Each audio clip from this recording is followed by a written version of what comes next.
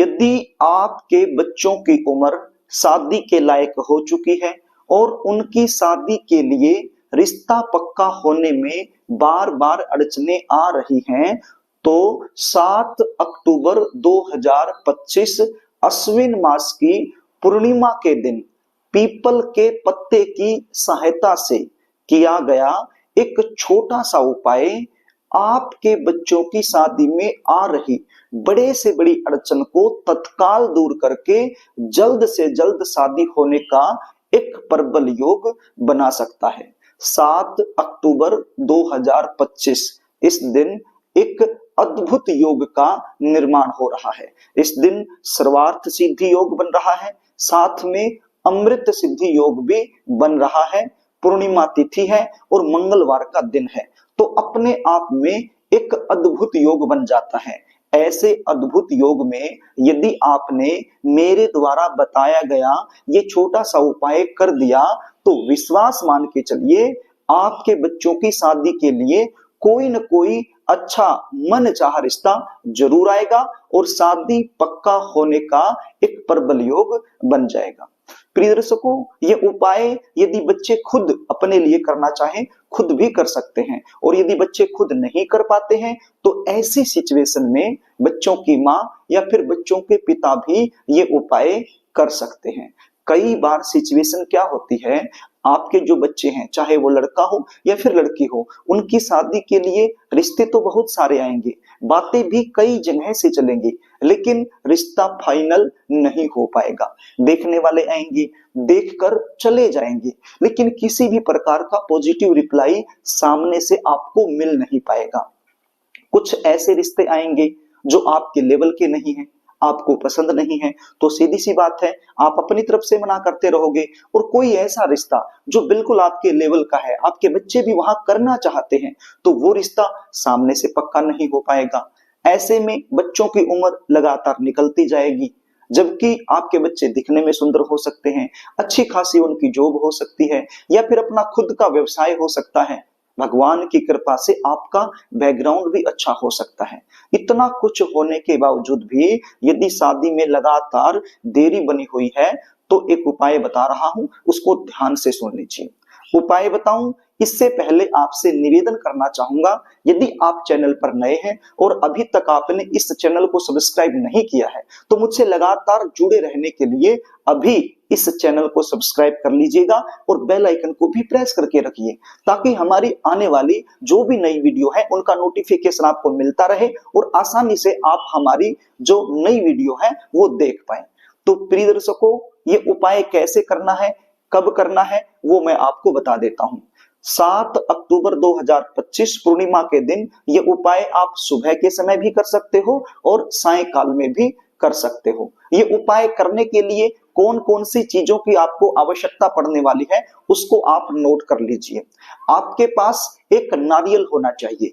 क्या होना चाहिए? एक नारियल होना चाहिए, जटा वाला नारियल। ये नारियल पानी वाला भी हो सकता है, ये नारियल सूखा भी हो सकता है। कोई भी नारियल हो आपके पास वो आप ले लीजिए, और एक पीपल का पत्ता आपके पास होना चाहिए। आपके आसपास कोई न कोई पीपल का पेड़ जरूर मिल जाएगा, तो वहां से एक साफ सुथरा पीपल का पत्ता आप ले आइए, और साथ में थोड़ी सी रोली आपके पास होनी चाहिए, और साथ में एक कलावा यानी कि जिसको मूली का धागा बोलते हैं, जो रक्षा सूत्र के रूप में हाथ को बांधा जाता है, वो आपके पास होना चाहिए। तो ये सारी चीजें लेकर आपके घर का जो पूजा मंदिर है वहां पर आप बैठ जाइए। एक शुद्ध देसी घी का दीपक आप लगा लीजिए। गणपति जी महाराज से एक बार प्रार्थना कर लीजिए कि हे गणपति जी महाराज, आज मैं ये उपाय कर रही हूँ या कर रहा हूँ, आप मुझे इसमें सफलता दिलाएं। उसके बाद क्या करना है, ये जो पीपल का पत्ता है, पीपल के पत्ते के ऊपर आपने लिखना है। किसकी सहायता से लिखना है? एक माचिस की तिल्ली आप ले लीजिए। माचिस की तिल्ली पर थोड़ी सी रुई लपेट लीजिए। रुई मतलब जिसकी सहायता से बत्ती बनाई जाती है, तो वो रुई आप थोड़ी सी माचिस की तिल्ली पर लपेट लीजिए, और जो रोली मैंने आपको बताई थी उसको एक कटोरी में भिगोकर, रोली आप समझते हैं, सिंदूर रोली जो तिलक लगाने के काम आती है, जो मैंने तिलक कर रखा है, इसी रोली की मैं बात कर रहा हूं। तो एक कटोरी में इस रोली को आप भिगो लीजिए, पानी डाल के इसका पेस्ट बना लीजिए, और माचिस की तिल्ली की सहायता से पीपल के पत्ते पर आप लिखिए, सबसे ऊपर की साइड में लिखिए जय श्री राम। क्या लिखना है? जय श्री राम। उसके नीचे बच्चे का नाम लिख दीजिए। जिस भी बच्चे की शादी में अड़चने आ रही हैं, चाहे वो लड़का हो या लड़की हो, तो उस बच्चे का नाम आपने लिखना है और सबसे नीचे आपने लिखना है बच्चे की उम्र। बच्चे की उम्र कैसे लिखनी है? वर्तमान समय में जो उम्र चली हुई है, मान लीजिए आपका जो बच्चा है वो 25 साल का हो चुका है, 26वें साल में चल रहा है तो 26 लिखना है। मान लीजिए 27 साल का हो गया है, 28वें साल में चल रहा है, या फिर 32 साल का हो गया है, 33वें साल में चल रहा है। मतलब जिस भी उम्र में वर्तमान समय में बच्चा चला हुआ है वो उम्र आपने लिख देनी है। तो सबसे ऊपर लिखा जय श्री राम, उसके नीचे लिखा बच्चे का नाम, चाहे लड़का हो या लड़की हो उसका नाम लिख दीजिए और नीचे बच्चे की उम्र लिख दीजिए जो वर्तमान समय में चली हुई है। उसके बाद ये जो पत्ता है जिस साइड में आपने लिखा है वो वाली साइड नारियल को चिपका दीजिए, यानी एक हाथ में नारियल ले लीजिए और पत्ता नारियल पर इस प्रकार से लगा दीजिए और लगभग 1.25 मीटर लाल रंग का कपड़ा भी आपके पास होना चाहिए।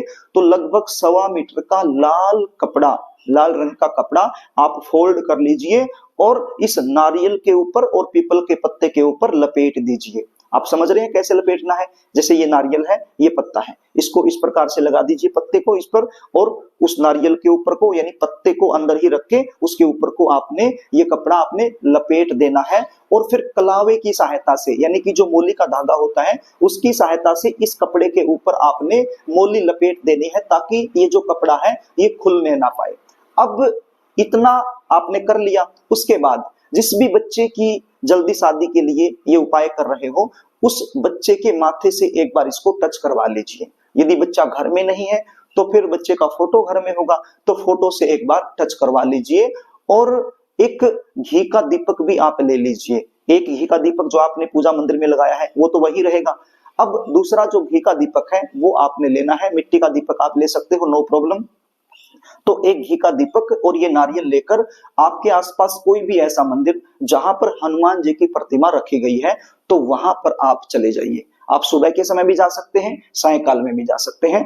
तो मंदिर में आप चले जाइए। मंदिर में जाकर के सबसे पहले ये जो घी का दीपक आप लेकर के गए हो इसको आप जला दीजिए अपनी मनोकामना बोलते हुए। उसके बाद ये जो नारियल है ये हनुमान जी महाराज के चरणों में रख दीजिए अपनी मनोकामना बोलते हुए। अपने बच्चे की शीघ्र विवाह होने की प्रार्थना करते हुए, मनोकामना करते हुए ये नारियल हनुमान जी महाराज के चरणों में आप रख दीजिए। और यदि हनुमान जी महाराज के चरणों तक पहुंचना संभव नहीं है तो फिर वहां पर कोई पुजारी होगा, पंडित जी होगा, उसको आप ये दे दीजिए, वो हनुमान जी महाराज के चरणों में इसको रख देंगे। साथ में 11 रुपए भी दे दीजिए।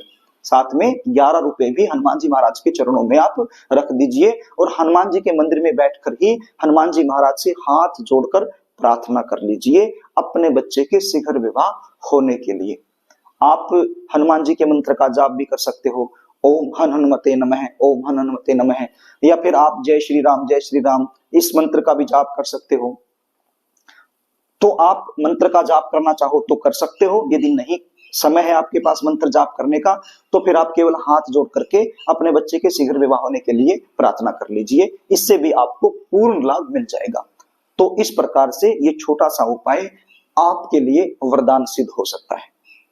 प्रिय दर्शकों, यदि आप जानना चाहते हैं कि आपके बच्चों की शादी कब होगी, कौन से साल में होगी, कौन से महीने में होगी, कैसे परिवार में होगी, कौन सी दिशा में होगी, शादी के बाद का जीवन कैसा रहने वाला है, या फिर गुण मिलान करवाना चाहते हैं, या फिर कहीं शादी की बात चली हुई है वहां पक्की होगी या नहीं होगी, ये आप जानना चाहते हैं।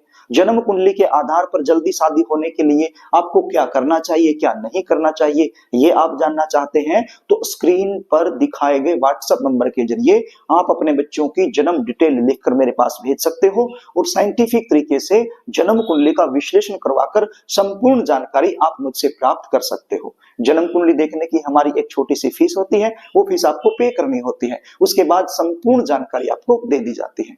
तो प्रिय दर्शकों, यदि कार्यक्रम आपको अच्छा लगे तो इस वीडियो को लाइक जरूर कर देना, इसको शेयर भी कर देना ताकि आप पुण्य के भागीदार बन जाएं, और कमेंट बॉक्स में जय श्री राम जरूर लिख देना ताकि इस उपाय का 100% लाभ आपको मिल जाए। एक बार फिर आपसे निवेदन करूंगा, यदि चैनल आपने अभी तक सब्सक्राइब नहीं किया है तो मुझसे लगातार जुड़े रहने के लिए चैनल को सब्सक्राइब जरूर कर लेना। आज के लिए बस इतना ही, आगे फिर मिलेंगे, तब तक के लिए नमस्कार।